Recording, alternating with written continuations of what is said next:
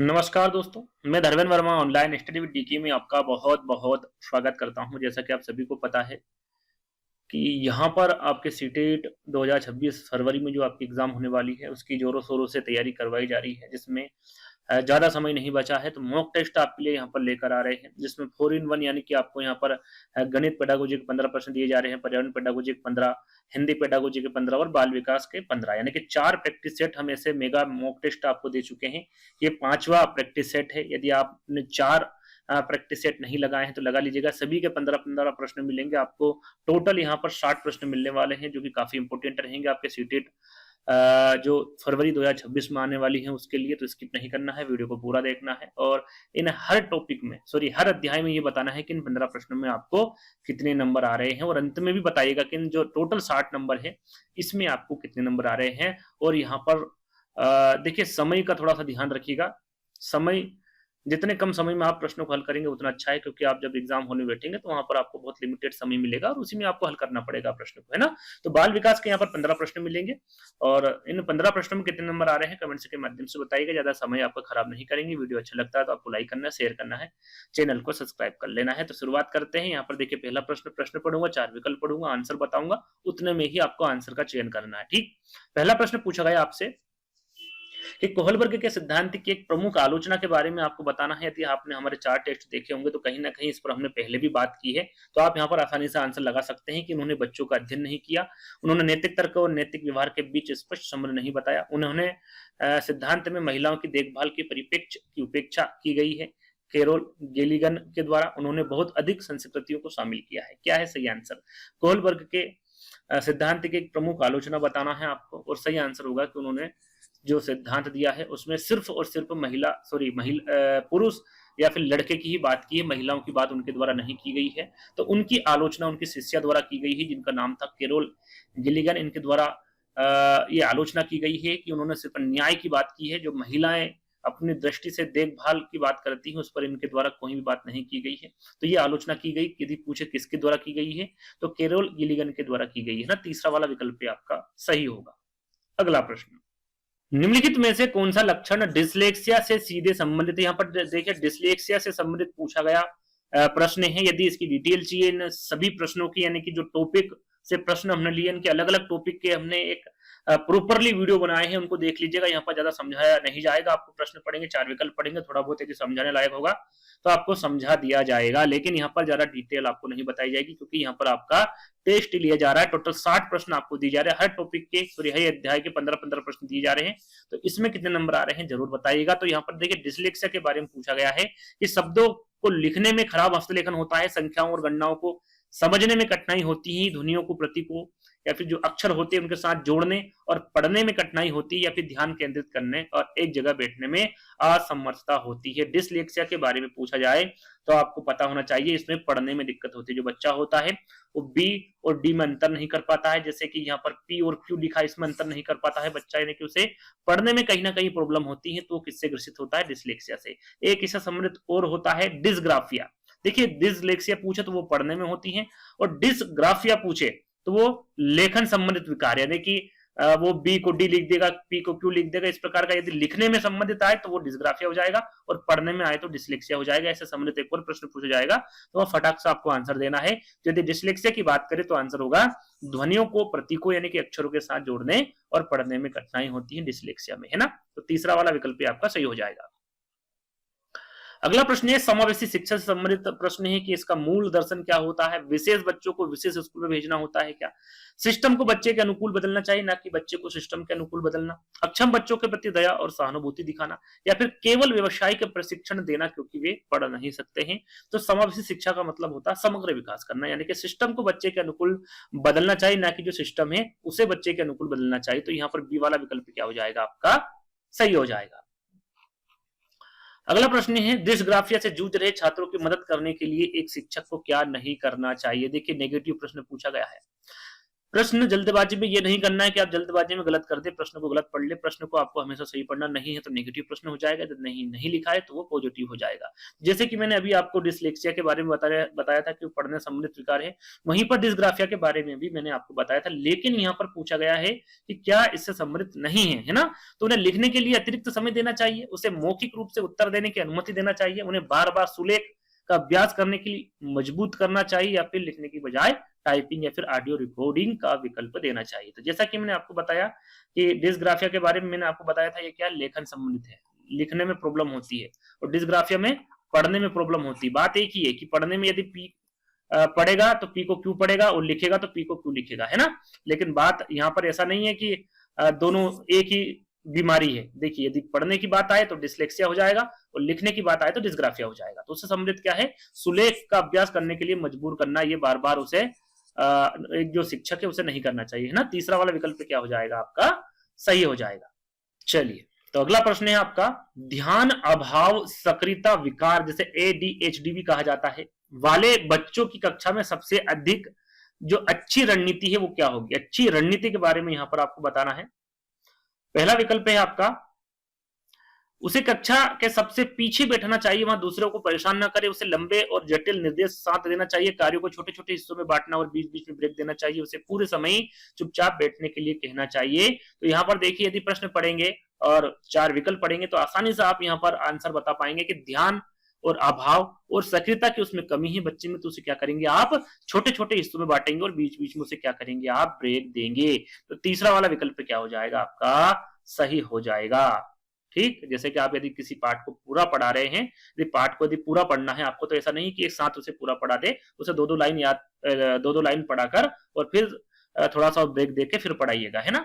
तो अगला प्रश्न आपका, आंतरिक अभिप्रेरणा का सबसे अच्छा उदाहरण कौन सा? देखिए, आंतरिक अभिप्रेरणा, एक होता आंतरिक और एक होता बाह्य, लेकिन यहाँ पर आंतरिक अभिप्रेरणा के बारे में पूछा गया है। तो क्या होगा कि एक छात्र परीक्षा में प्रथम आने के लिए पढ़ रहा है ताकि उसे साइकिल मिले, एक छात्र सजा के बचने के लिए गृह कार्य कर रहा है, एक छात्र गिटार बजाना सीख रहा है क्योंकि उसे संगीत से आनंद और सुकून मिलता है, एक छात्र शिक्षक की प्रशंसा पाने के लिए प्रोजेक्ट पूरा कर रहा है।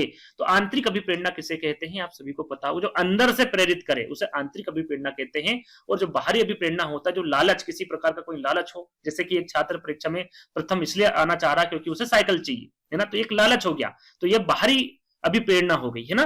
आंतरिक अभिप्रेरणा के बारे में पूछो तो आंतरिक क्या हो गया भैया, कि एक छात्र गिटार बजाना सीख रहा है क्योंकि उसे संगीत से आनंद, सुकून मिलता है उसे बजाने में, यहाँ पर किसी प्रकार का उसे लालच नहीं है। जैसे कि यहाँ पर देखिए, वो गृह कार्य क्यों कर रहा है, सजा के बचने के लिए, तो ये बाहरी आंतरिक प्रेरणा हो गई। यहाँ पर देखिए, प्रशंसा पाने के लिए वो प्रोजेक्ट तैयार करा, लेकिन आप तीसरा वाला विकल्प पढ़ेंगे तो एक छात्र गिटार बजाना सीख रहा है क्योंकि उसे संगीत से आनंद और सुकून मिलता है। तो तीसरा वाला विकल्प आपका सही हो जाएगा। कोहलर का अंतर्दृष्टि सिद्धांत क्या बताता है? जैसे कि आप पता होना चाहिए आपको कि अंतर्दृष्टि का सिद्धांत किसके द्वारा दिया गया है, कोहलर के द्वारा दिया गया है। अब यहाँ पर विकल्प दे रखा है कि सीखना बार बार प्रयास और त्रुटि से होता है, सीखना अचानक होता है जब हम समस्या के सभी पहलुओं को समग्र रूप से समझते हैं, सीखना केवल नकल करने से होता है, या फिर सीखना पुरस्कार और दंड पर निर्भर होता है। सही आंसर क्या होगा, फटाफट बताइए। जैसे कि आपको पता होगा कि अंतर्दृष्टि का सिद्धांत किसके द्वारा दिया, कोहलर के द्वारा। इन्होंने प्रयोग किस पर किया था, चिंपांजी, सुल्तान नामक चिंपांजी पर। आपको ध्यान होगा, नहीं हो तो आपको पता होना चाहिए। तो यहाँ पर क्या हो जाएगा सही आंसर आपका, कि सीखना क्या होता है, अचानक होता है जब हम समस्या के सभी पहलुओं को समग्र रूप से समझते हैं। तो जो सीखना होता क्या हो जाएगा, वो अचानक हो जाएगा। बी वाला विकल्प क्या हो जाएगा आपका, सही हो जाएगा। चिंपांजी ने केले पाने के लिए अचानक बक्सों को एक के ऊपर एक रखा, उसने रटा नहीं था बल्कि दिमाग लगाकर समस्या का हल अचानक ढूंढा, और इसे ही क्या कहा गया है, कोहलर द्वारा सूझबूझ या फिर अंतर्दृष्टि का सिद्धांत कहा है। ठीक, बी वाला विकल्प आपका सही हो जाएगा। लड़के रोते नहीं है और लड़कियां गणित में कमजोर होती है, ये कथन किसका उदाहरण है, सभी को पता है, सरल सा प्रश्न है। जेंडर समानता, जेंडर रूढ़िवादिता, जेंडर स्थिरता या फिर जेंडर निष्पक्षता। जल्दी से फटाफट आंसर करिए, क्या होगा इसका। देखिए, लड़के रोते नहीं, लड़कियां गणित में कमजोर होती हैं, क्या है, एक जेंडर रूढ़िवादिता है ना? क्या है ये, एक जेंडर रूढ़िवादिता है। बी वाला विकल्प आपका सही हो जाएगा। सामाजिकरण की प्रक्रिया में समकक्ष समूह की भूमिका कब सबसे अधिक महत्वपूर्ण हो जाती, कब हो जाती है? शेषावस्था में हो जाती है, किशोरावस्था में, एडोलसेंस में हो जाती है, प्रारंभिक बाल्यावस्था में, या फिर वृद्धावस्था में हो जाती है? किसमें हो जाती है? जिससे बच्चे जो होते हैं अपने माता पिता से ज्यादा किससे बात करते हैं, अपने दोस्तों से बात करते हैं, जो समकक्ष समूह होते हैं उससे बात करते हैं। तो कौन सी अवस्था होगी आपकी, याद रखिएगा हमेशा, वो किशोरावस्था होगी। कौन सी होगी, वो किशोरावस्था होगी। बी वाला विकल्प आपका सही हो जाएगा। एनईपी 2020 से काफी प्रश्न आपने देखा होगा, सीटेट एग्जाम में और एनईटेट एग्जाम में भी पूछे जा रहे हैं, तो इसको अच्छे से याद कर लीजिएगा। एनईपी 2020 के अनुसार परख के बारे में पूछा गया है कि इसमें के नामक राष्ट्रीय मूल्यांकन केंद्र का मुख्य उद्देश्य पूछा गया है। क्या होता है, बोर्ड परीक्षा के लिए प्रश्न पत्र तैयार करना होता है, मानकीकरण और रटने की क्षमता की जांच करना होता है, मानदंडों मानकों और दिशा निर्देशों को निर्धारित करना और समग्र विकास का आकलन करना होता है, केवल विज्ञान और गणित के छात्रों का आकलन करना होता है। जिस तरह से मैंने प्रश्न पढ़ा, 4 विकल्प पढ़ा, इतने में ही आपको आंसर का पता करना है कि क्या होगा, है ना। इतने समय में यदि आप आंसर कर पा रहे हैं तो बिल्कुल आपके पास में भरपूर समय रहेगा, समय की किसी प्रकार से कोई प्रॉब्लम आपको नहीं होगी। तो यहाँ पर देखिए एनईपी 2020 के अनुसार परख नामक राष्ट्रीय मूल्यांकन केंद्र का मुख्य उद्देश्य बताना है, तो उसका मुख्य उद्देश्य होता है मापदंडों मानकों और दिशा निर्देशों को निर्धारित करना तथा उनका समग्र विकास करना और आकलन करना होता है। तो तीसरा वाला विकल्प क्या हो जाएगा आपका, सही हो जाएगा। अगला प्रश्न है आपका, सीखने के लिए आकलन और सीखने का आकलन में क्या अंतर। देखिए सीखने के लिए आकलन, सीखने के लिए आकलन असेसमेंट फॉर लर्निंग और सीखने का आकलन असेसमेंट ऑफ लर्निंग में अंतर यहां पर आपको बताना है, क्या अंतर है। सीखने के लिए आकलन प्रक्रिया के दौरान होता है जैसे कि रचनात्मक, जबकि सीखने का आकलन अंत में होता है योगात्मक। दोनों समान है, सीखने का आकलन सुधार के लिए होता है और सीखने के लिए आकलन केवल ग्रेड देने के लिए होता है। तो यहां पर सही आंसर हो जाएगा आपका, सीखने के लिए आकलन प्रक्रिया के दौरान होता है, जो प्रक्रिया चलती रहती है, यानी सीखने की जो प्रक्रिया है उसके दौरान जो होता है उसे सीखने का आकलन कहा जाता है, जबकि सीखने का आकलन अंत में होता है, यानी कि योगात्मक होता है। यानी कि पहला वाला विकल्प क्या हो जाएगा आपका, सही हो जाएगा। अगला, आलोचनात्मक चिंतन को बढ़ावा देने के लिए एक शिक्षक को कैसे प्रश्न पूछना चाहिए। क्रिटिकल थिंकिंग के बारे में पहले भी काफी बार चर्चा कर चुका हूं, बता चुका हूं, है ना, कि बंद अंत वाले प्रश्न होते हैं, क्लोजर एंडिंग जिसका उत्तर हाँ और ना में होता है, केवल परिभाषा आधारित होते हैं। मुक्त अंत वाले प्रश्न होते हैं जो विश्लेषण और तर्क की मांग करें या फिर रिक्त स्थान भरने वाले होते हैं। मैंने 2 प्रकार के प्रश्न आपको बताए थे, बंद अंत वाले और मुक्त अंत वाले। बंद अंत वाले क्या होते हैं, जिसका एक उत्तर होता है, जैसे कि हाँ और ना, है ना। इस प्रकार के जो प्रश्न होते हैं वो बंद अंत वाले प्रश्न होते हैं। मुक्त अंत वाले प्रश्न कैसे होते हैं, जिसके एक से अधिक उत्तर हो। जैसे कि एक उदाहरण तौर पर मैं आपको बताऊं कि भारत की राजधानी क्या है, तो आप सभी को पता है ना, उसका एक ही आंसर है, लेकिन आपसे ये पूछ ले कि अगर दिल्ली में प्रदूषण कम नहीं हुआ तो क्या हो सकता है, तो इसके अलग अलग उत्तर हो सकते हैं। तो ये हो गया मुक्त अंत वाले प्रश्न। और आपसे पूछ ले कि भारत की राजधानी क्या है, तो आप सभी को पता है दिल्ली है, तो उसका आंसर एक ही है। लेकिन आपसे पूछ ले कि दिल्ली में प्रदूषण कम नहीं हुआ है तो उसका कारण क्या है या फिर क्या हो सकता है, तो इसके अलग अलग उत्तर हो सकते हैं। तो जब अलग अलग उत्तर हो, एक से अधिक उत्तर हो, तो उसे मुक्त अंत वाले प्रश्न कहते हैं। और किसके अंतर्गत आते हैं, क्रिटिकल थिंकिंग के अंतर्गत आते हैं, आलोचनात्मक चिंतन के अंतर्गत आते हैं। तो क्या कौन सा आंसर हो जाएगा आपका, तीसरा वाला आंसर सही हो जाएगा। एक बच्चा कहता है सूरज उदास है क्योंकि आज बादल छाए हुए हैं। यहाँ पियाजे की किस अवधारणा का उदाहरण संरक्षण का, संजीववाद का, तार्किक चिंतन का या फिर स्कीमा का। सबको पता होगा कि पियाजे ने कौन सा सिद्धांत दिया है, संज्ञानात्मक विकास का सिद्धांत दिया है। इनके द्वारा कितनी अवस्थाएं बताई गई है, 4 अवस्थाएं बताई गई है। उसमें से ही यहाँ पर ये पूछा गया है भैया कौन सी अवधारणा दिया, संरक्षण, संजीववाद दिया गया है, तार्किक चिंतन या फिर स्कीमा दिया गया है। तो आपको पता होना चाहिए इसे क्या कहा जाता है, सजीववाद कहा जाता है। इसे यह लगता है कि जो सूरज है या फिर चांद है वो क्या है, जीवित है ना। इस प्रकार कौन सी अवस्थाओं में लगता है बच्चे का, पूर्व समक्रियात्मक अवस्था जो पियाजे जी द्वारा बताई गई है उसमें बच्चा ऐसा सोचता है और उसी में सजीववाद होता है ना। तो बी वाला विकल्प क्या हो जाएगा आपका, सही हो जाएगा। ठीक, उसको ऐसा लगता है कि उसमें जीवन है, यानी कि उसमें जीव है ना, वो एक स्थान से दूसरे स्थान तक जा सकता है। अगला प्रश्न है सृजनात्मकता की पहचान का प्रमुख लक्षण। यहाँ पर आपको बताना उच्च बुद्धिमत्ता है, अभिसारी चिंतन है, अपसारी चिंतन या फिर अच्छी याददाश्त है। क्या होगा, फटाफट आंसर बताइए, ज्यादा समय आपके पास नहीं है और ना ही मैं दूंगा। सृजनात्मक की पहचान का प्रमुख लक्षण बताया गया है, तो वो होगा आपका अपसारी चिंतन। क्या हो जाएगा आपका, अपसारी चिंतन हो जाएगा। तो सी वाला विकल्प आपका क्या हो जाएगा, सही हो जाएगा। अब यहाँ पर अभिकथन दिया हुआ है, जैसे कि मैंने पहले बताया है आपको, जो 2-3 आपको 4 प्रैक्टिस सेट में आपको दे चुका हूं कि हर अध्याय में आपको 2 अभिकथन तो मिलेंगे अभिकथन और कारण के प्रश्न, है ना। तो यहाँ पर शायद एक ही प्रश्न यहाँ पर दिया हुआ है, आगे हम और ज्यादा ले लेंगे, है ना। 15वां प्रश्न आपका है अभिकथन से संबंधित और कारण है कि संज्ञानात्मक विकास सांस्कृतिक संदर्भों से स्वतंत्र होकर सार्वभौमिक रूप से एक जैसा होती है। कारण क्या इसका सही है क्या, पहले कारण पढ़ लेते हैं फिर दोनों पर विचार करेंगे। कि जिन पियाजे ने संज्ञानात्मक विकास के 4 चरण प्रतिपादित किए हैं जो सभी बच्चों के लिए एक निश्चित क्रम में होते हैं, तो क्या कारण सही है क्या। अब यहाँ पर अभिकथन और कारण के बीच में एक जैसा संबंध होना चाहिए, तभी आपका अभिकथन और कारण, जैसे कि ए और आर दोनों सही है, आर ए की सही व्याख्या करता है, इस प्रकार से आंसर होगा। लेकिन हाँ, यहाँ पर हम थोड़ा सा देखेंगे कि भैया क्या अभिकथन ए सही है क्या, क्या कारण भी सही है क्या। तो यहाँ पर हम देखा जाए कि पहला अभिकथन देखेंगे कि संज्ञानात्मक विकास सांस्कृतिक संदर्भों से स्वतंत्र होकर सार्वभौमिक रूप से एक जैसा होता है। तो यहां पर लिखा हुआ है सांस्कृतिक संदर्भों से स्वतंत्र होकर सार्वभौमिक रूप से एक जैसा होता है। तो देखिए यहाँ पर हम वाइगोत्स्की की बात करें विशेषकर, तो उनका क्या मानना है कि संज्ञानात्मक विकास जो है संस्कृति में स्वतंत्र नहीं होता है। क्यों नहीं होता है, जैसे कि एक बच्चा गांव में रहता है और एक बच्चा शहर में रहता है, या फिर एक आदिवासी बच्चा है और एक अमेरिका में बच्चा पल रहा है, तो उन दोनों की जो दुनिया होती है, वो समझने की जो दुनिया होती है वो अलग अलग होती है, वो तरीका अलग अलग होता है ना। तो यहाँ पर वो एक जैसा नहीं होता, नहीं कि एक रूप उसमें नहीं होता है। इस हिसाब से आपका जो अभिकथन हो जाएगा वो क्या हो जाएगा, गलत हो जाएगा। जिन पियाजे का कारण देख लेंगे, जिन पियाजे ने संज्ञानात्मक विकास का 4 चरण प्रतिपादित किए हैं जो सभी बच्चों के लिए निश्चित क्रम में होते हैं, बिल्कुल 4 चरण प्रतिपादित किए, सभी को पता है, तो कारण क्या हो जाएगा आपका, सही हो जाएगा। तो आंसर क्या हो जाएगा भैया आपका, यहाँ पर ए तो आपका गलत है, यानी अभिकथन आपका गलत है, लेकिन आर सही है। ये कहां पर लिखा हुआ है, डी वाले विकल्प में, कि ए गलत है लेकिन आर सही है, तो डी वाला विकल्प आपका सही हो जाएगा।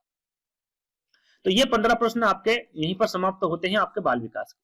तो इन 15 प्रश्नों में आपको कितने नंबर आ रहा है, कमेंट के माध्यम से बताइएगा। अब यहाँ पर हम पर्यावरण पेडागोजी के 15 प्रश्नों की बात करेंगे और इन 15 प्रश्नों में आपको कितने नंबर आ रहे हैं कमेंट के माध्यम से आपको बताना है और सभी बच्चों को बताना है ना। अगला प्रश्न है, एनसीएफ 2005 के अनुसार कक्षा 3 से 5 तक ईवीएस को विज्ञान और सामाजिक विज्ञान के रूप में अलग अलग ना पढ़ाकर एक ही विषय के रूप में पढ़ाया जाता है। इसका मुख्य शिक्षा शास्त्रीय आधार क्या है, इसके बारे में पहले भी बता चुका हूं, फिर से देख लेते हैं विकल्प के माध्यम से। बस्ते का बोझ कम करना, इस उम्र में बच्चे अपने परिवेश को समग्र रूप में देखते हैं, टुकड़ों में नहीं। विज्ञान और सामाजिक विज्ञान के शिक्षकों की कमी, या फिर बच्चों को तकनीक शब्दावली याद कराना आसान होता है। तो यहाँ पर देखिए कक्षा 3 और 5 के बच्चे छोटे होते हैं, उनको आप विज्ञान और सामाजिक विज्ञान पढ़ाएंगे तो कहीं ना कहीं उनको समझ में नहीं आएगा। तो इसको किसके रूप में मान लिया गया है, पर्यावरण के रूप में। कैसे मान लिया गया है, जैसे कि आपके घर में 3 सदस्य है, जैसे कि आप हो, माता पिता है और वो बच्चा है। अब उससे पूछेंगे बच्चे से कि आपके घर में कितने सदस्य हैं, तो वो बोलेगा हमारे घर में कितने सदस्य हो जाएंगे, 5। लेकिन घर में सदस्य तो 3 ही है। लेकिन जो आपके घर में कुत्ता है, क्या है, कुत्ता है, वो उसको भी जोड़ेगा, वो भी घर का सदस्य मानेगा। आपके घर के सामने तुलसी का पौधा है, उसको भी वो एक सदस्य के रूप में ही मानेगा। ऐसे करके वो टोटल कितने सदस्य बताएगा बच्चा, 5 सदस्य बताएगा। यहाँ पर वो इसको ये नहीं पता है कि ये विज्ञान का कुत्ते का वैज्ञानिक रूप भी होता है, कि तुलसी का भी वैज्ञानिक रूप होता है। ये सारी चीजें उसको समझ में नहीं आएगी। वो ऐसा ही समझेगा कि ये जो कुत्ता है, ये तुलसी, ये भी हमारे घर के सदस्य है ना। वो समग्र रूप में देखेगा, सभी को एक जैसा देखेगा। तो जो विज्ञान है वो सामाजिक विज्ञान है, उसे किसमें ऐड कर लिया गया है, पर्यावरण अध्ययन में ऐड कर लिया गया, 3री और 5वीं तक के, है ना, 3री, 4थी और 5वीं में। तो इस उम्र के बच्चे अपने परिवेश को समग्र रूप में देखते हैं, टुकड़ों में नहीं देखते हैं। तो बी वाला विकल्प क्या हो जाएगा आपका, सही हो जाएगा। वो सारी दुनिया को एक ही नजरिए से देखते हैं बच्चा, है ना। अगला प्रश्न और अभिकथन है कि ईवीएस की कक्षा में शिक्षक को बच्चों के स्थानीय ज्ञान को विद्यालय ज्ञान से जोड़ना चाहिए। स्थानीय ज्ञान हमेशा वैज्ञानिक रूप से सत्य है और त्रुटिहीन होता है, इसलिए उसे सुधारने की आवश्यकता नहीं होती। तो क्या अभिकथन और कारण अलग अलग है, या फिर एक जैसे हैं, या फिर ए आर की दोनों सही है लेकिन आर ए की सही व्याख्या नहीं करता। क्या है इसका सही आंसर, फटाफट कमेंट्स के माध्यम से दीजिए, ज्यादा समय नहीं लेना है।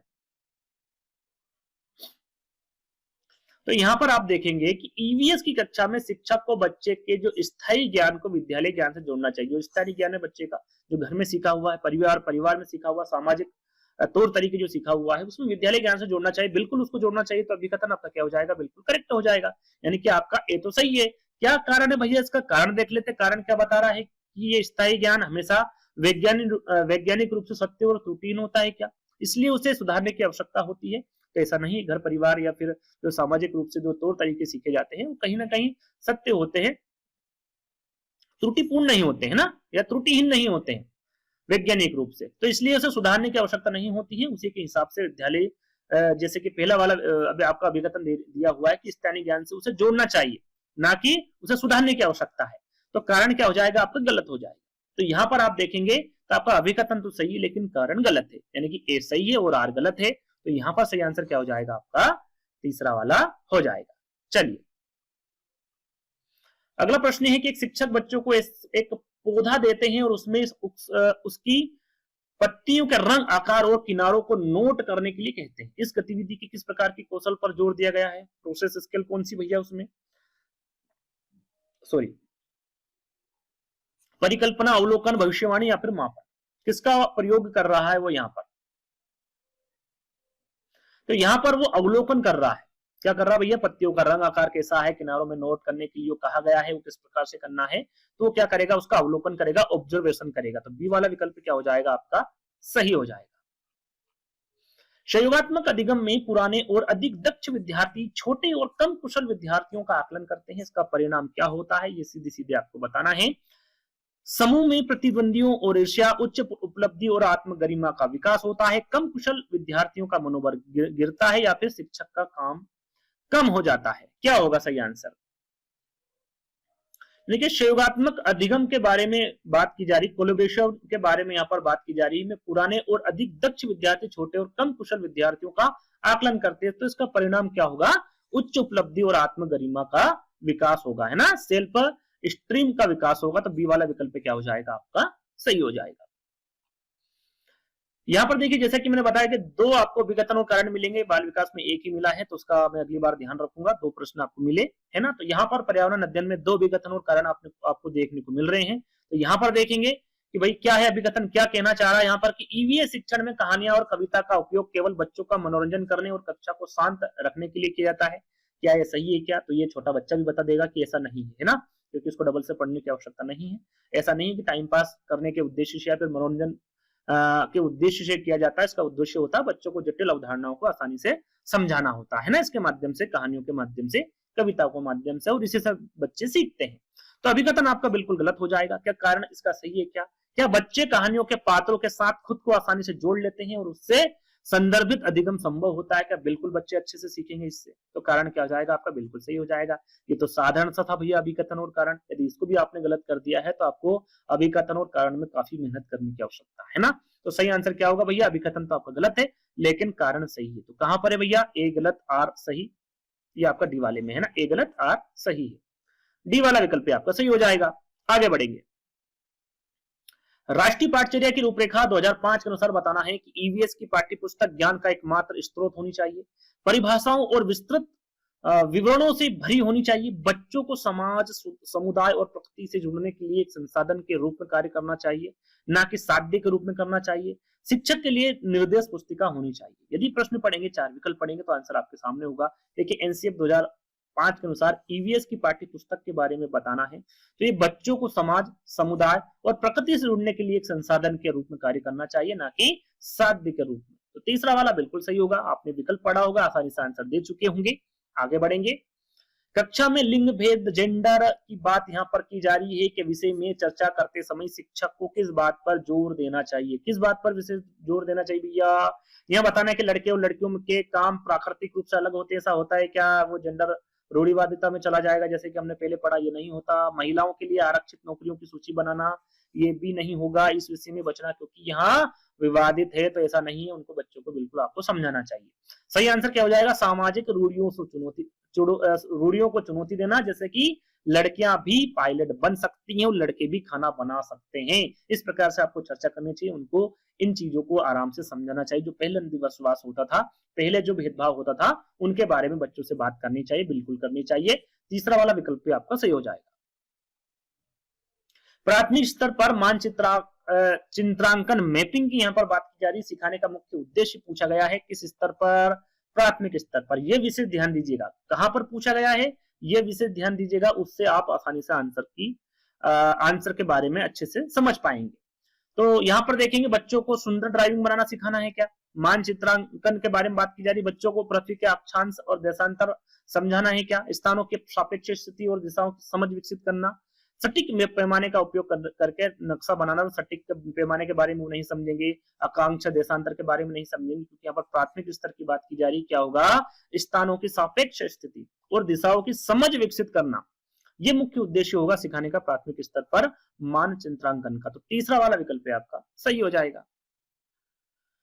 एक शिक्षक बच्चों के व्यवहार, रुचियों और सामाजिक कौशलों के बारे में पूरे वर्ष गुणात्मक टिप्पणियां एक डायरी में लिखता है। इस रिकॉर्ड को क्या कहते हैं? पोर्टफोलियो कहा जाता है, संचय अभिलेख कहा जाता है, उपाख्यात्मक अभिलेख कहा जाता है, या फिर रेटिंग स्केल कहा जाता है। ये 4 टेस्ट आपने देखे होंगे तो आसानी से इसको हल कर पाएंगे, क्योंकि इसके बारे में मैं आपको बता चुका हूं। यानी कि इसको मैंने प्रश्न में रखा था पहले और आंसर में, यानी कि आंसर प्रश्न में था, प्रश्न आंसर में था, उलट पुलट कर दिया था और यहाँ पर प्रश्न थोड़ा सा घुमा दिया है। और बताइएगा फटाफट, यदि आपने देखा होगा तो आप इसका आंसर आसानी से दे सकते हैं। क्या होगा सही आंसर? क्या बताया था मैंने आपको? एक शिक्षक में व्यवहार, रुचियां, सामाजिक कौशल के बारे में पूरे गुणात्मक टिप्पणियां एक डायरी में लिखते हैं। उसका क्या नाम है? उस रिपोर्ट का उपाख्यात्मक अभिलेख है ना। इसके बारे में आपको बता चुका हूं। तीसरा वाला विकल्प आपका सही हो जाएगा। एक बच्चा ईवीएस की कक्षा में नक्शे को पढ़ने में बहुत कठिनाई महसूस करता है। उसे दिशाओं और दूरियों का अंदाजा नहीं लगता है। यह किस प्रकार की अक्षमता का संकेत हो सकता है भैया? डिसलेक्सिया का, डिस्ग्राफिया का, डिस्पेक्सिया का, या फिर एडीएचडी का? तो यहां पर आप देखेंगे तो बहुत सारे बच्चे यहां पर गलत आंसर कर देंगे, क्योंकि यहां पर लिखा हो पढ़ने में कठिनाई, और पढ़ने में कठिनाई किसमें होती है? डिसलेक्सिया में, क्योंकि ये होता पढ़ने में, ये होता लिखने में। लेकिन ये दोनों आंसर नहीं है भैया।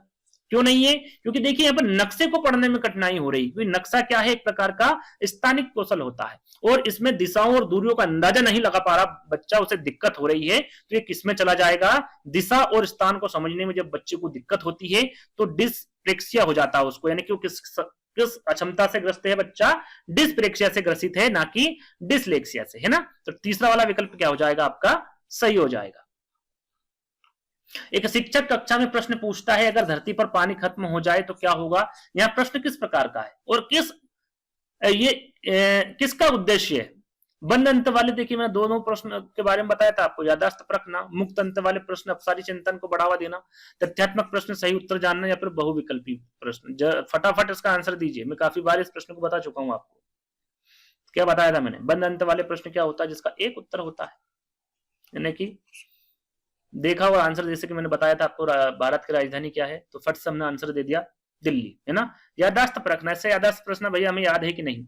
और मुक्त अंत वाले प्रश्न क्या बताया था मैंने आपको कि प्रदूषण फैलने का कारण क्या है, यदि पूछे तो उसके कई आंसर हो सकते हैं।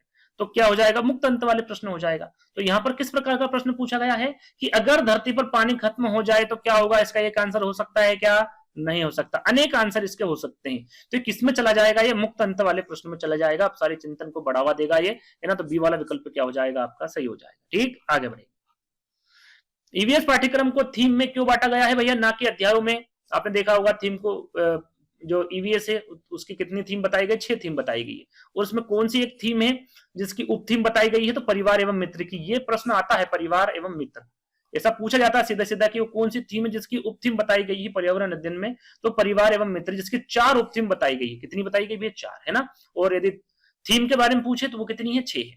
तो यहाँ पर क्यों बांटा गया है ये पूछा गया। अध्यायों की संख्या कम करने के लिए, रटने को बढ़ावा देने के लिए, बच्चों के स्थानीय परिवेश के मुद्दों को एक दूसरे से जोड़कर समझ बनाने के लिए, शिक्षकों को काम आसान करने के लिए। तो क्या होगा? जैसे कि विज्ञान और सामाजिक विज्ञान को इसमें ऐड नहीं किया है, उसे पर्यावरण में ही रख दिया गया है, जिसकी उप थीम बना दी गई है ना। उप थीम इसलिए बना दी गई है उनकी, जैसे कि मैंने अभी आपको बताया था कि भाई जो बच्चा है वो अपने परिवेश से जोड़ेगा, यानी कि घर में 3 सदस्य है लेकिन वो 5 बताएगा। घर में जो तुलसी का पौधा है उसको भी जोड़ लेगा, घर में जो बच्चा पाल रखा है कुत्ते का उसको भी जोड़ लेगा, जो गाय यदि घर में है उसका बच्चा है तो उसको भी जोड़ लेगा। ऐसे करके वो पूरे सदस्यों की संख्या बता देगा, है ना। तो क्या हो जाएगा इसका सही आंसर? बच्चों के स्थानिक परिवेशों के मुद्दों को एक दूसरे से जोड़कर समझ बनाने के लिए पाठ्यक्रम को थीम के रूप में बांटा गया है, न कि अध्यायों के रूप में। तो तीसरा वाला विकल्प आपका सही हो जाएगा। अगला प्रश्न, शिक्षक ने पौधे के विषय पर माली को कक्षा में आमंत्रित किया, इसका मुख्य उद्देश्य क्या है? जैसे कि पौधा क्या है ये बताना भैया, है ना। चलिए क्यूज के तौर पर मैं प्रश्न दे देता हूं, पौधा क्या है? थीम है या उप थीम है? ये कमेंट्स के माध्यम से बताइएगा, और सभी बच्चे को बताना है जो वीडियो देख रहे हैं। 1 मिनट भी नहीं लगेगी, बताना है। जिसको लाइक कर दूंगा वो समझ जाएगा पौधे क्या है ना। यदि लाइक कर दिया तो समझ जाएगा कि आपका उत्तर सही है। ठीक, तो पौधा क्या है, थीम है कि उपथीम है, कमेंट के माध्यम से बताइएगा। चलिए, इसका मुख्य उद्देश्य पूछा गया है यहाँ पर, स्कूल का पैसा बचाना है, बच्चों का मनोरंजन करना है, समुदाय को स्कूल से जोड़ना और व्यावहारिक ज्ञान का सम्मान करना है, शिक्षक को आराम देना है। क्या है, देखिए जब पौधों के विषय में बात करेगा तो पौधों पर सबसे ज्यादा कौन ध्यान देता है, माली ध्यान देता है। तो उससे क्या होगा, उसका मुख्य उद्देश्य क्या होगा, समुदायों को स्कूल से जोड़ना होगा और व्यावहारिक ज्ञान का सम्मान करना होगा। तीसरा वाला विकल्प आपका सही हो जाएगा। चलिए अगला प्रश्न, पानी में चीजें तैरती या डूबती है, यह सिखाने के लिए सबसे अच्छा तरीका क्या है। इस पर मैं पहले भी बता चुका हूं, है ना, 4 टेस्ट में इसके बारे में जिक्र कर चुका हूं, बता चुका हूं। क्या ब्लैक बोर्ड पर चित्र बनाना है, बच्चों को खुद प्रयोग करके देना है और अवलोकन करने को कहना है, तैरने के नियम की परिभाषा रटाना है या फिर वीडियो दिखाना है। क्या होगा सही आंसर, पानी में चीजें तैरती भी है और डूबती भी है, यह सिखाने के लिए सबसे अच्छा तरीका क्या है, बच्चों को खुद प्रयोग करके देना और उनका अवलोकन करने के लिए कहना, यह सबसे अच्छा तरीका होता है। तो बी वाला विकल्प क्या हो जाएगा आपका, सही हो जाएगा, लर्निंग बाय डूइंग, है ना, सबसे महत्वपूर्ण है ये। चलिए, नई शिक्षा नीति 2020 के तहत परख क्या है भैया सॉरी, वैसे परख के बारे में हम पढ़ चुके हैं, लेकिन यहाँ पर विकल्पों को बदल दिया गया है। एक नई विज्ञान प्रयोगशाला है, शिक्षकों के लिए एक नया नियम है, राष्ट्रीय मूल्यांकन केंद्र जो रटने की बजाय दक्षताओं का आकलन करेगा, या फिर एक छात्रवृत्ति योजना। तो मुझे नहीं लगता कि यहाँ पर कुछ समझने की आवश्यकता है, 4 विकल्प पढ़ेंगे आसानी से आंसर दे देंगे। क्या है ये, राष्ट्रीय मूल्यांकन केंद्र जो रटने की बजाय दक्षताओं का आकलन करेगा, है ना। तीसरा वाला विकल्प आपका सही होगा। कुछ प्रश्न ऐसे होते हैं और 4 विकल्प ऐसे होते हैं कि जिनको देखकर ही आंसर समझ में आ जाएगा कि हाँ भैया इसका सही आंसर ये हो सकता है। तो कभी कभी ऐसा हो जाता है, जैसे कि यहाँ पर 4 विकल्प आप देखेंगे, आंसर आपके सामने होगा। तो ये थे आपका पर्यावरण पेडागोजी के 15 प्रश्न। अब इन 15 प्रश्नों में आपको कितने नंबर आए, कमेंट्स के माध्यम से बताएगा। टोटल ये 30 प्रश्न हो चुके हैं, तो टोटल 30 प्रश्नों में भी बताएगा कितने नंबर आ रहे हैं। अब हम चलेंगे गणित पेडागोजी के 15 प्रश्नों की ओर। अब इन 15 प्रश्नों में आपको कितने नंबर आएंगे, ये भी कमेंट्स के माध्यम से जरूर बताइएगा, ठीक।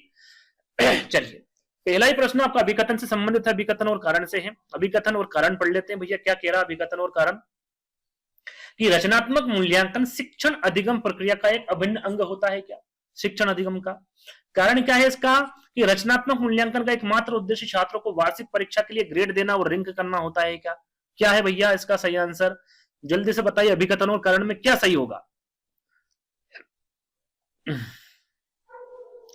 तो यहां पर हम अभिकथन देखेंगे तो रचनात्मक मूल्यांकन जो है वो शिक्षण अधिगम प्रक्रिया का एक अभिन्न अंग होना चाहिए, बिल्कुल होना चाहिए। आपका अभिकथन क्या हो जाएगा, बिल्कुल सही हो जाएगा, ठीक।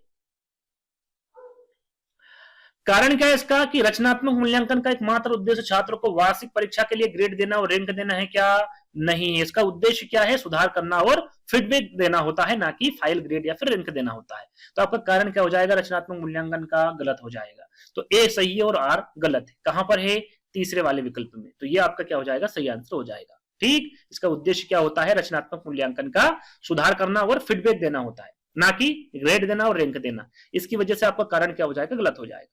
चलिए, अगला प्रश्न है गणित में स्वयं सिद्ध और प्रमेय में मुख्य अंतर क्या है। स्वयं सिद्ध और प्रमेय में मुख्य अंतर पूछा गया है। दोनों एक ही है। प्रमेय को बिना सबूत के सत्य माना जाता है, जबकि स्वयं सिद्ध को सिद्ध करना पड़ता है। स्वयं सिद्ध को बिना सबूत के सत्य माना जाता है, जबकि प्रमेय को स्वयं सिद्धों का उपयोग करके सिद्ध करना पड़ता है, या फिर प्रमेय हमेशा गलत होता है। सही आंसर क्या, फटाफट कमेंट्स के माध्यम से बताइए। तो इसका सही आंसर क्या होगा, कि स्वयं सिद्ध को बिना सबूत के सत्य माना जाता है। जैसे कि a प्लस बी प्लस ए हम देख लेते हैं, तो ये हम बिना कह सकते हैं कि ये सत्य भैया, यानी कि बिना सबूत के सत्य मान लिया जाता है। ये इसे हम क्या कह सकते हैं, एक तरह से बुनियाद मान सकते हैं। इसको क्या मान सकते हैं भैया, बुनियाद मान सकते हैं। और इस बुनियाद की बदौलत ही हमें प्रमेय को सिद्ध करना होता है, यानी कि प्रमेय को स्वयं सिद्धि का उपयोग करके सिद्ध करना होता है। जो आपके पाइथागोरस प्रमेय होती हैं वे कथन है, जैसे इस बुनियादियों का उपयोग करके साबित करना पड़ता है हमें, ठीक है, प्रमेय को। तो स्वयं सिद्धि को बिना सबूत को सत्य माना जाता है, लेकिन प्रमेय को क्या, स्वयं सिद्धि का उपयोग करके सिद्ध माना जाता है। तो तीसरा वाला विकल्प क्या हो जाएगा, आपका सही आंसर हो जाएगा। a प्लस बी प्लस ए, ऐसा करके ही आप उसे सिद्ध करेंगे, तो उसे क्या कहा जाएगा, प्रमेय को किसका उपयोग करना पड़ेगा जब सिद्ध होगा, वो स्वयं सिद्धि का उपयोग करके ही उसे सिद्ध माना जाएगा, है ना, या फिर सिद्ध किया जा सकता है। तो तीसरा वाला विकल्प आपका सही हो जाएगा। कक्षा में गणितीय कोना बनाने का मुख्य लाभ क्या है भैया, गणितीय कोना मुख्य लाभ इसका बताना है क्या है। कक्षा सुंदर दिखती है, कक्षा छात्र खाली समय में जाकर खुद से अन्वेषण कर सकते हैं और गणितीय सामग्री के साथ खेल सकते हैं। शिक्षक को पढ़ाने की जरूरत नहीं पड़ती या केवल कमजोर छात्रों के लिए। जैसा कि हमने बताया कुछ प्रश्न ऐसे होते हैं जो पढ़ेंगे, आपको प्रश्न भले ही कठिन लग सकता हो लेकिन जब विकल्प पढ़ेंगे तो आसानी से उत्तर उसका जान सकते हैं। जैसे कि यहाँ पर दिया हुआ, कक्षा में गणितीय कोना बनाने का मुख्य उद्देश्य सुंदर दिखना नहीं होता है, शिक्षक को पढ़ाने की जरूरत ये भी नहीं होगा, ये भी नहीं होगा, कौन सा होगा? छात्र खाली समय में जाकर खुद से अन्वेषण कर सकते हैं और गणितीय सामग्री के साथ खेल सकते हैं। तो बी वाला विकल्प क्या हो जाएगा आपका? सही हो जाएगा। प्राथमिक स्तर पर छात्रों को कैलकुलेटर का उपयोग करने की पूरी छूट दी जानी चाहिए ताकि वे गणना में समय बर्बाद ना कर सके। क्या अभिकथन सही है? क्या सभी बच्चे, मुझे जहां तक लगता है सभी इसका आंसर सही देंगे। क्या प्राथमिक स्तर पर ऐसा होना चाहिए? क्या बच्चे को कैलकुलेटर देना चाहिए? क्या वो यदि उसको कैलकुलेटर में पूरी छूट दे देंगे तो गुणा भाग प्लस माइनस सीखेगा? क्या नहीं सीखेगा, है ना? उसकी जो बुनियादी स्तर है वो कमजोर हो जाएगा। तो अभिकथन क्या हो जाएगा आपका? बिल्कुल गलत हो जाएगा। क्या कारण है इसका? कारण देख लेते हैं कि उच्च प्राथमिक स्तर पर जटिल गणनाओं के लिए कैलकुलेटर का उपयोग समस्या समाधान कौशल पर ध्यान केंद्रित करने में मदद कर सकता है। जो समस्या है, कैलकुलेटर का उपयोग समस्या समाधान कौशल यानी कि कह सकते हैं कि वो उसका तरीका देखे कि इसका तरीका क्या है सही करने का, ना कि पूरा उस पर निर्भर हो जाए। तो बिल्कुल यहां पर कह रहे हैं कि कैलकुलेटर का उपयोग समस्या समाधान कौशल पर ध्यान केंद्रित करने में मदद कर सकता है। तो बिल्कुल मदद कर सकता है। उच्च प्राथमिक स्तर की बात की जा रही है तो कारण क्या हो जाएगा यहां पर आपका? सही हो जाएगा। ठीक, तो क्या हो जाएगा सही आंसर? अभिकथन तो सही हो जाएगा, कारण गलत हो जाएगा। तो कहां पर सही आंसर है आपका? ए सही, लेकिन आर सी वाला विकल्प क्या हो जाएगा? सही हो जाएगा। नहीं, अभिकथन गलत है ना, सॉरी, आपका क्या है यहां पर? अभिकथन गलत है, यानी कि ए गलत है और आर सही है। तो आपका डी वाला विकल्प सही हो जाएगा। ठीक, अगला प्रश्न। एक छात्र 0.5 इंटू 0.5 बराबर 0.25 के बजाय 0.5 इंटू 0.5 बराबर 2.5 लिखता है। उसका तर्क है कि गुणा करने से संख्या क्या है? हमेशा बड़ी होती है, ऐसा उसका मानना है। ये उसे भ्रांति हो रखी है। तो इस भ्रांति को दूर करने के लिए सबसे अच्छा उदाहरण आपको बताना क्या होगा? उसे बार बार अभ्यास कराएंगे, संख्या रेखा पर दिखाना है, ग्रिड पेपर का उपयोग करके क्षेत्रफल मॉडल दिखाना, उसे कैलकुलेटर से चेक करने को कहना। तो सही आंसर क्या होगा? फटाफट आंसर देना, उसकी भ्रांति आपको दूर करना है। तो ग्रिड पेपर का उपयोग करके क्षेत्रफल मॉडल दिखाना, ये उसकी भ्रांति दूर कर सकता है। तो तीसरा वाला विकल्प क्या हो जाएगा आपका? सही हो जाएगा। चलिए अगला प्रश्न। सामुदायिक गणित के अंतर्गत निम्नलिखित में से कौन सी गतिविधि सबसे उपयुक्त है? सबसे उपयुक्त गतिविधि के बारे में आपको बताना है। कक्षा में प्रतिशत के सवाल हल करना, छात्रों को स्थानीय बैंक या पोस्ट ऑफिस से ले जाकर ब्याज दरों और बचत योजनाओं का सर्वेक्षण कराना, गणितीय सूत्र याद करना या फिर कंप्यूटर पर गेम खेलना। क्या हो जाएगा सही आंसर? तो यहां पर देखिए सामुदायिक गणित का मतलब क्या होता है? स्कूल के गणित को बाहरी दुनिया से जोड़ना। तो ये कहां पर होगा? छात्रों को स्थानीय बैंक या पोस्ट ऑफिस ले जाकर ब्याज दरों और बचत योजनाओं का सर्वेक्षण कराएंगे, तब जाके सामुदायिक गणित को समझेंगे और ये सबसे गतिविधि करने का सबसे उपयुक्त तरीका होगा, है ना? बी वाला विकल्प आपका सही आंसर हो जाएगा। उपचारात्मक शिक्षण किसके लिए सबसे अधिक आवश्यक है भैया? केवल फेल होने वाले छात्रों के लिए, उन छात्रों के लिए जिनमें सीखने के अंतराल रह गए हैं। लर्निंग गैप की यहां पर बात की जा रही है, चाहे वे होशियार ही क्यों ना हो, पूरी कक्षा के लिए या फिर केवल गणित ओलंपियाड की तैयारी करने वालों के लिए। किसके लिए भैया? सॉरी, उपचारात्मक शिक्षण किसके लिए सबसे अधिक आवश्यक है ये आपको बताना। फटाफट आंसर दीजिए, क्या होगा सही आंसर?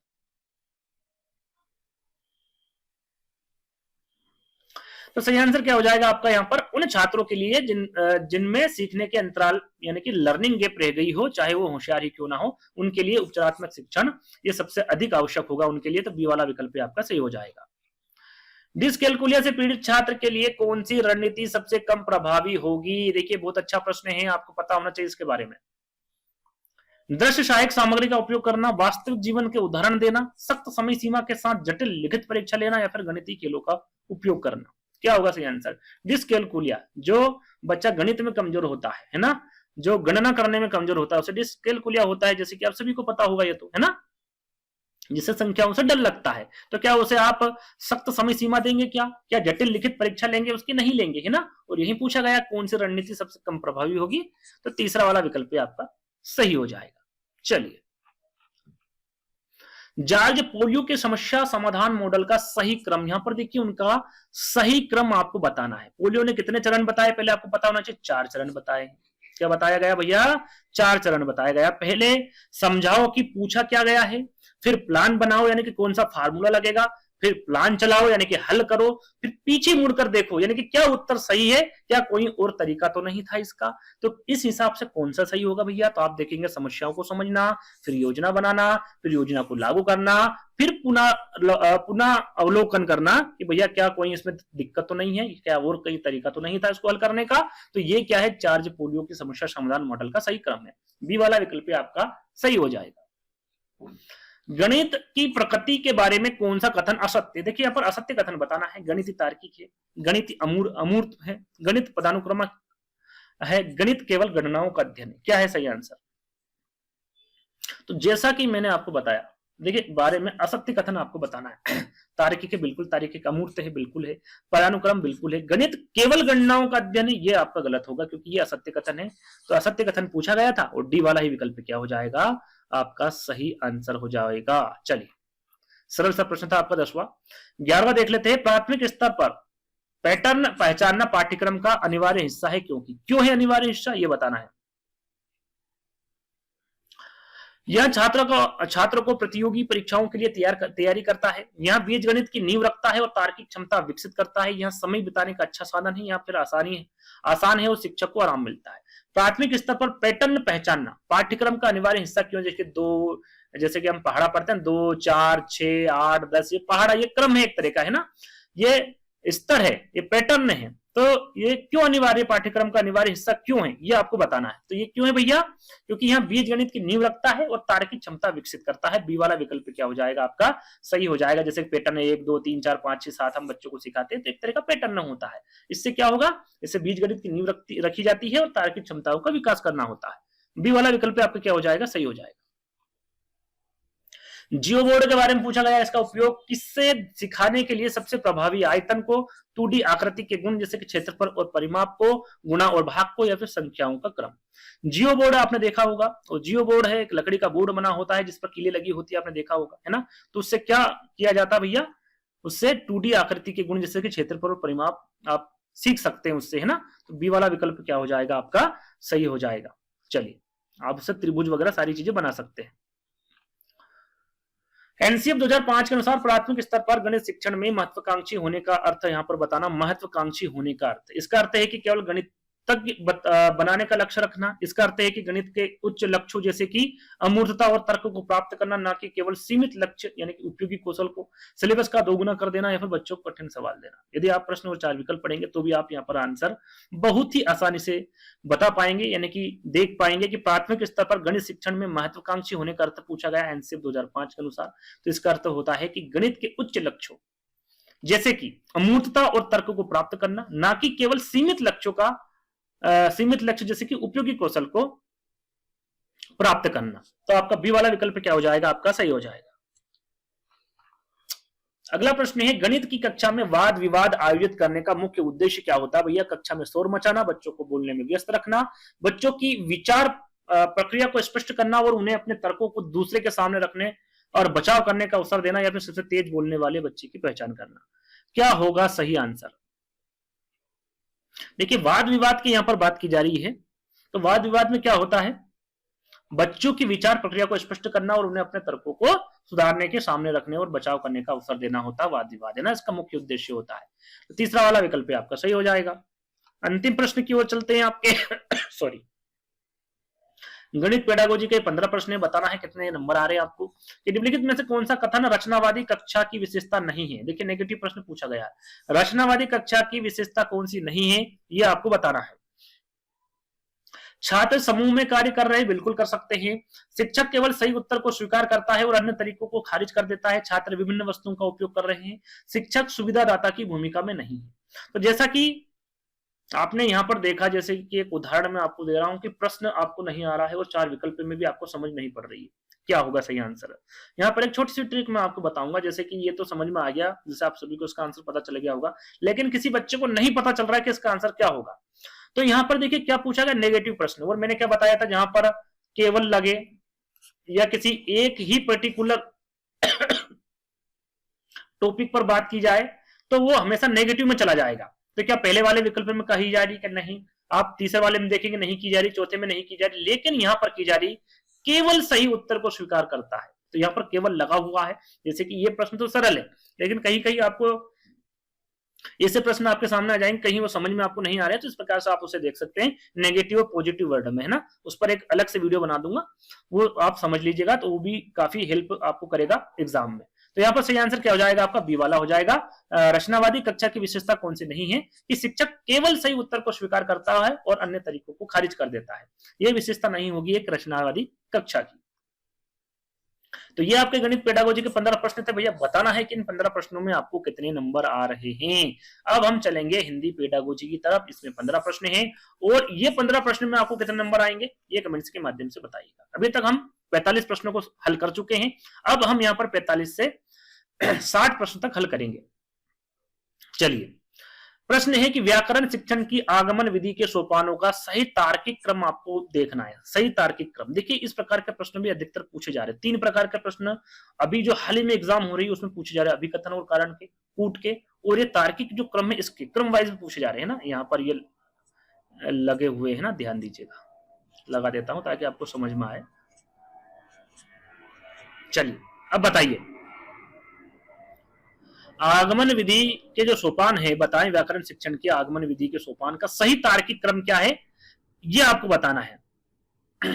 तो इसमें सही आंसर क्या हो जाएगा, पहले उदाहरण प्रस्तुत करेगा, फिर अवलोकन यानी कि विश्लेषण करेगा, फिर सामान्यीकरण यानी कि निर्माण करेगा, और फिर सत्यापन और अभ्यास करेगा। ठीक, तो आपका बी वाला विकल्प क्या हो जाएगा, ये आगमन विधि का सही क्रम हो जाएगा सोपानों का।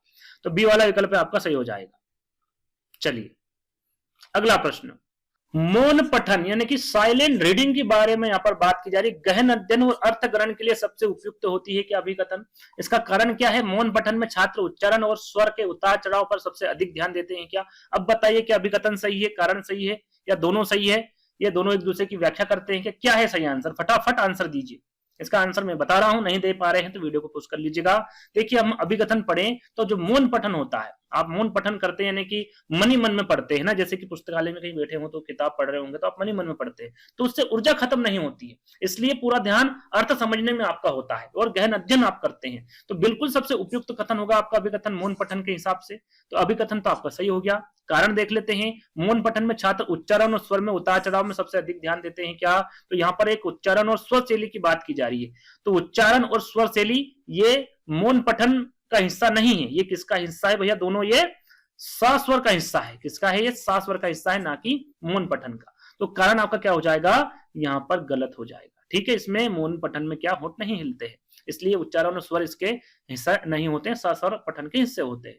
तो कारण आपका गलत हो जाएगा, यानी कि ए सही है आर गलत है। कहां पर है ये, ए सही है परंतु आर गलत है, तीसरे वाले विकल्प में, यही आपका सही आंसर हो जाएगा। चलिए अगला प्रश्न, पोर्टफोलियो आकलन के संबंध में कौन सा कथन सर्वाधिक उपयुक्त है। पोर्टफोलियो के बारे में पूछा गया है ना, और मुझे लगता है इसका सभी को आंसर पता होगा। यहाँ बच्चे की केवल सर्वश्रेष्ठ कलाकृतियों का संग्रह है। जैसे कि मैंने आपको बताया, प्रश्न समझ में आए नहीं आए, विकल्प समझ में आए नहीं आए। यदि प्रश्न पॉजिटिव दे रखा है, जैसे यहाँ पर नहीं का उपयोग हुआ है कि नहीं हुआ, पॉजिटिव प्रश्न है, तो जहां पर केवल हो विकल्प हमेशा गलत होगा, वो काट दीजिए। आप नहीं भी पढ़ेंगे तो आपको यहाँ पर ऐसा नहीं लगेगा कि मैंने ये प्रश्न गलत कर दिया। आप वो डेफिनेटली वो विकल्प तो गलत होगा ही होगा, भले ही वो 3 विकल्प में आपको कंफ्यूज हो, लेकिन वो जो पहला विकल्प जैसे कि यहाँ पर केवल लिखा है ये गलत होगा ही होगा, है ना। बी देख लेते, सी देख लेते, डी देख लेते। यहाँ एक निश्चित अवधि में विद्यार्थी द्वारा किए गए कार्य जैसे कि लेखन, चित्रकारी, वर्कशीट का व्यवस्थित संग्रह है जो उसकी प्रगति के विभिन्न आयामों को दर्शाते हैं। यहाँ अभिभावक को दिखाने के लिए तैयार की गई फाइल है। यहाँ वर्ष के अंत में ली जाने वाली परीक्षा का विकल्प है।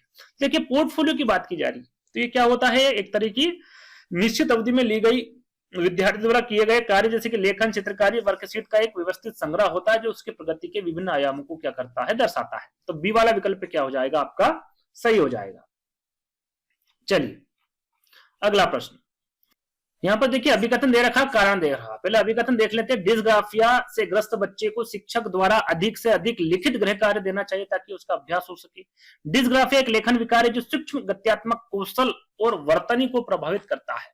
जैसे कि आप सभी को पता, पहले आंसर दे दीजिए इसका क्या होगा, है ना। अभिकथन पढ़ लेते जब तक आंसर दे दीजिए। डिस्ग्राफिया वाला जो बच्चा होता है किससे ग्रसित होता है, उसमें लेखन संबंधित विकार होता है, और आप उसे यहाँ पर अधिक से अधिक लिखित गृह कार्य देंगे। यानी कि कह सकते हैं कि जिस बच्चे को लिखने में शारीरिक पीड़ा हो रही है, यानी कठिनाई होती है, और उसे ही आप ज्यादा देंगे तो उसे क्या होगा, उसे एक वो दंड जैसा लगेगा, है ना। तो आप वहां पर क्या कर सकते हैं, मौखिक परीक्षा ले सकते हैं, टाइपिंग जैसे विकल्प दे सकते हैं, ना कि उसे गृह कार्य देकर दंडित कर सकते हैं, वो दंड जैसा उसे लगेगा, है ना। तो ये जो अभिकथन हो जाएगा ये क्या हो जाएगा आपका, गलत हो जाएगा। क्या डिस्ग्राफिया एक लेखन विकार है? बिल्कुल लेखन विकार है। जो सूक्ष्म गत्यात्मक कौशल और वर्तनी को प्रभावित करता, बिल्कुल ये करता है, यानी कारण क्या हो जाएगा आपका, बिल्कुल सही है। कैसा विकार है, एक लेखन है ना, लेखन संबंधित विकार है ये, लिखने में दिक्कत होती बच्चे को। तो क्या हो जाएगा सही आंसर, अभिकथन गलत हो जाएगा और कारण सही हो जाएगा। अभिकथन गलत यानी कि ए गलत परंतु आर सही, ये डी वाला विकल्प आपका सही हो जाएगा। चलिए अगला प्रश्न, भाषा की कक्षा में मुद्रित समृद्ध परिवेश का निर्माण करने का मुख्य उद्देश्य क्या? भाषा की कक्षा में मुद्रित समृद्ध परिवेश, प्रिंट रिच एनवायरनमेंट की यहां पर बात की जा रही है, इसका निर्माण करने का मुख्य उद्देश्य क्या है? कक्षा की दीवारों को सुंदर और आकर्षक बनाना है, बच्चों को यह महसूस कराना कि वे स्कूल में हैं, बच्चों को अनौपचारिक रूप से लिखित भाषा के साथ अंतः क्रिया करने और अर्थ निर्माण के अवसर प्रदान करना, या फिर बच्चों के बनाए चित्रों का प्रदर्शन करना ताकि अभिभावक खुश हो। तो यहाँ पर भी 4 विकल्प पड़ेंगे तो आंसर आपको आसानी से मिल जाएगा। क्या है आंसर? बच्चों को अनौपचारिक रूप से लिखित भाषा के साथ साथ अंतः क्रिया करने और अर्थ निर्माण के अवसर प्रदान करना, तीसरा वाला विकल्प आपको सही हो जाएगा। भाषा शिक्षण की प्रत्यक्ष विधि के संबंध में क्या सत्य? देखिए यहाँ पर डायरेक्ट मेथड के बारे में पूछा गया, मातृभाषा का प्रयोग इसमें पूर्णतः वर्जित होता है क्या, व्याकरण अनुवाद विधि का अनुसरण करती है, लेखन कौशल पर सर्वाधिक बल देती है, या फिर शब्दावली रटने पर जोर देती है। जहां पर प्रत्यक्ष विधि यानी कि डायरेक्ट मेथड की बात की जाए तो हमेशा याद रखिएगा इसमें मातृभाषा का प्रयोग पूर्णतः वर्जित होता है। पहला वाला विकल्प क्या हो जाएगा आपका, सही हो जाएगा। अगला प्रश्न है, उपचारात्मक शिक्षण किसे दिया जाना चाहिए? केवल मानसिक रूप से मंद बच्चों को उपचारात्मक शिक्षण की बात की जा रही है। उन सभी बच्चों को जो किसी विशेष अवधारणा में अधिगम रिक्ति का सामना कर रहे हैं, चाहे वे मेधावी ही क्यों ना हो, केवल पिछड़े वर्ग के बच्चों को, या फिर कक्षा में अनुशासनहीन बच्चे को। यहाँ पर देखिए उपचारात्मक शिक्षण के बारे में मैं आपको पहले भी बता चुका हूं, आंसर क्या होगा आप यहाँ पर थोड़ा सा गेस कर सकते हैं और बता सकते हैं। उपचारात्मक शिक्षण का मतलब होता है कि उन सभी बच्चों को जो किसी विशेष अवधारणाओं में अधिगम वृत्ति लर्निंग गैप के बारे में यहाँ पर बात की जा रही है, इसका सामना कर रहे हैं, चाहे वो मेधावी ही क्यों ना हो। बी वाला विकल्प आपका सही हो जाएगा। अगला प्रश्न है, कविता शिक्षण का प्राथमिक उद्देश्य क्या होना चाहिए? भैया कविता शिक्षण का प्राथमिक उद्देश्य पूछा गया है कठिन शब्दों के अर्थ याद करना, व्याकरणिक नियमों का विश्लेषण, रसानुभूति और आनंद प्राप्ति, कवि के जीवन परिचय को याद करना। क्या होगा सही आंसर? देखिए कविता शिक्षण का प्राथमिक उद्देश्य पूछा गया है तो रसानुभूति और आनंद प्राप्ति, तीसरा वाला विकल्प क्या हो जाएगा आपका, सही हो जाएगा। कहानी सुनाना एक युक्ति के रूप में सहायक है, कक्षा में अनुशासन बनाए रखने में, बच्चों की काल्पनिक और सृजनात्मकता के विकास में, केवल नैतिक शिक्षा देने में, या फिर समय व्यतीत करने में। क्या होगा सही आंसर? सही आंसर हो जाएगा आपका यहाँ पर, कहानी सुनाना एक युक्ति के रूप में सहायक है बच्चों की कल्पना शक्ति और सृजनात्मकता के विकास में। सरल सा प्रश्न था, बी वाला विकल्प आपका सही हो जाएगा। प्राथमिक स्तर पर पाठ्यपुस्तक में बाल साहित्य का समावेश क्यों महत्वपूर्ण है? भैया क्यों महत्वपूर्ण है कि यह पाठ्यपुस्तक को मोटा बनाता है, यह बच्चों को प्रमाणित और रोचक भाषा से परिचित कराता है, इसमें व्याकरण पढ़ाना आसान होता है, या फिर बच्चे रंगीन चित्र देखना पसंद करते हैं। यदि प्रश्न और 4 विकल्प पढ़ेंगे तो आसानी से इसका आंसर आप ढूंढ पाएंगे। बाल साहित्य का समावेश क्यों महत्वपूर्ण है प्राथमिक स्तर पर पाठ्यपुस्तक में? क्योंकि यह बच्चों को प्रामाणिक और रोचक भाषा से परिचित कराता है बाल साहित्य। तो बी वाला विकल्प आपका सही हो जाएगा। वाइगोत्स्की का पाठ यानी कि इसके फोल्डिंग की यहाँ पर बात की जा रही है, का उदाहरण कौन सा नहीं है? नेगेटिव प्रश्न पूछा गया, कौन सा नहीं है? संकेत और इशारे देना, समस्या को छोटे हिस्सों में तोड़ना, बार बार अभ्यास कराना, या फिर उदाहरण प्रस्तुत करना। क्या होगा सही आंसर? इसके फोल्डिंग का मैंने मतलब क्या बताया था पहले 4 पार्ट में? मैंने बताया था भैया इसके फोल्डिंग का मतलब होता अस्थायी मदद करना। क्या होता है? अस्थायी मदद करना या फिर मदद देना ताकि बच्चा समझ सके। तो इसमें से कौन सा नहीं है ये बताना है, तो बार बार अभ्यास करना। ठीक, ये आपका क्या हो जाएगा? ये उदाहरण नहीं होगा वाइगोत्स्की के पाठ का। तो तीसरा वाला विकल्प क्या हो जाएगा आपका? सही हो जाएगा। एक बच्चा अपनी मातृभाषा में पढ़ सकता है, वहां दूसरी भाषा यानी कि अंग्रेजी सीखने में इस कौशल का उपयोग करता है, यहाँ क्या कहलाता है? नकारात्मक अंतरण, सकारात्मक अंतरण, शून्य अंतरण, या फिर भाषा हस्तक्षेप, क्या कहलाता है? तो यहां पर हो जाएगा सकारात्मक अंतरण, क्योंकि ये एक भाषा का कौशल दूसरी भाषा सीखने में मदद कर रहा है, तो ये एक सकारात्मक अंतरण हो जाएगा, पॉजिटिव हो जाएगा, पॉजिटिव ट्रांसफर। बी वाला विकल्प आपका सही हो जाएगा। भाषा में सतत और व्यापक मूल्यांकन, सीई का यहाँ पर बात की जा रहा है, यहाँ पर अर्थ पूछा गया सतत और व्यापक मूल्यांकन का। भाषा में रोज परीक्षा लेना, केवल लिखित और मौखिक परीक्षा, शैक्षिक और सहशैक्षिक दोनों पक्षों का निरंतर आकलन, या फिर साल के अंत में बड़ी परीक्षा। सरल सा प्रश्न, 4 विकल्प पढ़ते ही आंसर आपके सामने होगा, शैक्षिक और सहशैक्षिक दोनों पक्षों का निरंतर आकलन। तीसरा वाला विकल्प क्या हो जाएगा, सही हो जाएगा। अगला प्रश्न है, जेंडर रूढ़िवादिता को चुनौती देने के लिए भाषा शिक्षक को क्या करना चाहिए। सरल सा प्रश्न है, 4 विकल्प पढ़ेंगे, आंसर आपके सामने होगा। जेंडर रूढ़िवादिता से संबंधित काफी प्रश्न हम कर चुके हैं। लड़के रोते नहीं हैं जैसे वाक्य का प्रयोग, गैर परंपरागत भूमिकाओं में पुरुषों और महिलाओं को चित्रित करना, जैसे पुरुष खाना बनाते हुए केवल महान पुरुषों की जीवनी पढ़ाना, या फिर स्त्रियों शब्दों का कम महत्व देना। यहाँ पर देखिए चुनौती देने के लिए बताया गया है, तो ऐसा नहीं है। यहाँ पर आपको बताना पड़ेगा कि भाई महिला ही नहीं खाना बना सकती, पुरुष भी खाना बना सकते हैं। तो गैर पारंपरागत भूमिकाओं में पुरुषों और महिलाओं को चित्रित करना, जैसे पुरुष खाना बनाते हुए। तो बी वाला विकल्प आपका सही होगा। ये आपका 60वां प्रश्न है, यानी कि 15वां प्रश्न है हिंदी पेडागोजी का। तो इन 60 प्रश्नों में कितने नंबर आ रहे हैं और इन हिंदी पेडागोजी के 15 प्रश्नों में कितने नंबर आ रहे हैं, ये जरूर बताइएगा। तो अंतिम प्रश्न है हिंदी पेडागोजी में, तो मुझे बहुत सरल प्रश्न लगे, काफी बच्चों ने 15 में से 15 नंबर प्राप्त कर लिए होंगे। तो अंतिम प्रश्न है, चोम्स्की के अनुसार मानव मस्तिष्क में स्थित वह काल्पनिक उपकरण जो भाषा अर्जन में मदद करता है क्या कहलाता है। यूनिवर्सल ग्रामर कहलाता है, लैंग्वेज एक्विजिशन डिवाइस कहलाता है, जैसे एलएडी कहा जाता है। चोम्स्की के अनुसार क्या, जनरेटिव डिवाइस या फिर भाषाई यंत्र क्या कहा जाता है। तो यहाँ पर परिवेश से भाषा के नियम सिखाता है, कौन सिखाता है, एलएडी सिखाता है। लैंग्वेज एक्विजिशन डिवाइस, बी वाला विकल्प क्या हो जाएगा, सही हो जाएगा। तो यहीं पर आपके जो 60 प्रश्न थे हिंदी पेडागोजी के 15 प्रश्न थे वो यहीं पर समाप्त होते हैं। वीडियो कैसा लगा कमेंट्स के माध्यम से बताइएगा। यदि इसका 6वां पार्ट चाहिए तो भी कमेंट्स के माध्यम से बता सकते हैं। कुछ और भी आपको चाहिए, कुछ और सब्जेक्ट के, कुछ और टॉपिक के, तो भी कमेंट्स के माध्यम से बता सकते हैं। जल्दी ही हम उस पर वीडियो ला देंगे। तो आज का वीडियो आपको कैसा लगा कमेंट्स के माध्यम से बताना है। वीडियो को लाइक करना है, चैनल को सब्सक्राइब कर लेना है। दोस्तों जल्द ही एक नई वीडियो के साथ मिलेंगे, जब तक के लिए धन्यवाद।